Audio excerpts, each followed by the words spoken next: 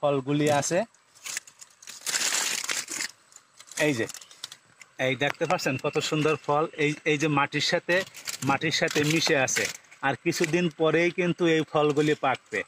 এখানেও কিন্তু সম্মানিত ভিউয়ার্স, সবাইকে স্বাগত জানাচ্ছি বিডি ব্লগস নাইম চ্যানেলের পক্ষ থেকে।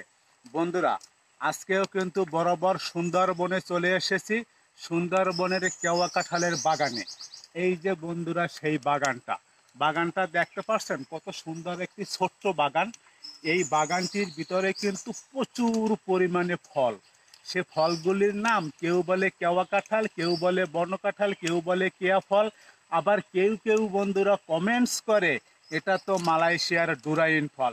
তো বন্ধুরা, এটা কিন্তু মালয়েশিয়ার ডুরাইন ফল নয়, এটা কিন্তু বাংলাদেশের সুন্দরবনের বন কাঁঠাল বা কেওয়া কাঁঠাল, যেটাই বলেন না কেন। এই যে বন্ধুরা সেই কাঁঠালগুলি দেখেন, কত সুন্দর সেই কাঁঠালগুলি। এখানে একদম এই একটা, এই একটা, এই একটা, এখান থেকে ভিতরেও কিন্তু বন্ধুরা প্রচুর পরিমাণে কাঁঠাল আছে। এই যে আমি আপনাদের একটু দাও দিয়ে সরাইয়ে দেখাচ্ছি ফলগুলি। এই যে বন্ধুরা ফল দেখছেন কত সুন্দর ফল। এই ফলগুলি কিন্তু এখনো কাঁচা। এই যে বন্ধুরা ফলগুলি দেখতে পাচ্ছেন, বাগানটা কিন্তু একেবারে একটু ছোটখাটো বাগান। আর আমরা কিন্তু সুন্দরবন পাকনের সময় চলে আসছে। এই যে সেই ফল বন্ধুরা, এই যে দেখেন, এই যে ফল, এখান থেকে ভিতরেও এই যে বন্ধুরা এখানে কিন্তু প্রচুর পরিমাণে ফল আছে। আর গাছটা কিন্তু অল্পের ভিতর ঝোপঝাপ হয়েছে। আর এই গাছের কাটা বন্ধুরা, এই যে পাতাগুলি দেখতে পাচ্ছেন, এই পাতায় কিন্তু 3 সারি করে কাটা।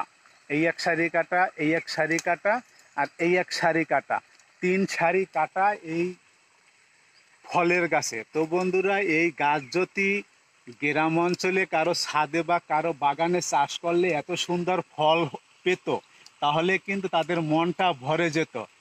গ্রাম অঞ্চলের কৃষকেরা কিন্তু সার ওষুধ দিয়েও এরকমের ফল ফলাইতে পারে না।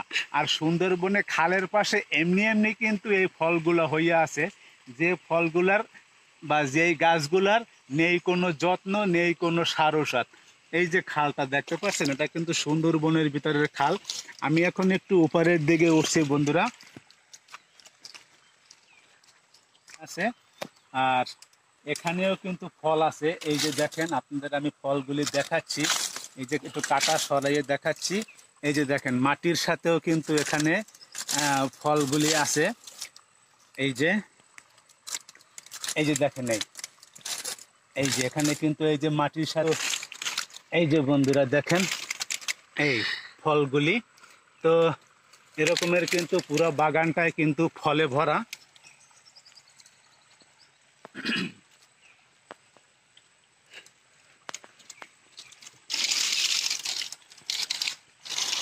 তো এরকমের কিন্তু পুরো বাগানটায় কিন্তু ফলে ভরা।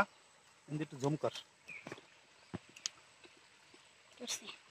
এই যে ফলগুলো দেখছেন বন্ধুরা, এই ছোট্ট বাগানটা কিন্তু এরকমের ফলেই ভরা।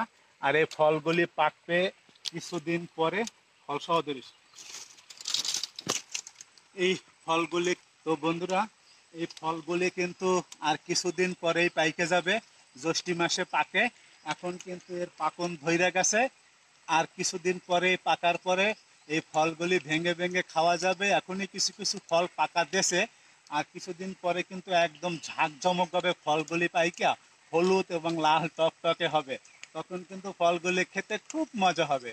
ভালো থেকো বন্ধুরা সবাই, চ্যানেলটি সাবস্ক্রাইব করে পাশেই থাকো। Bye bye.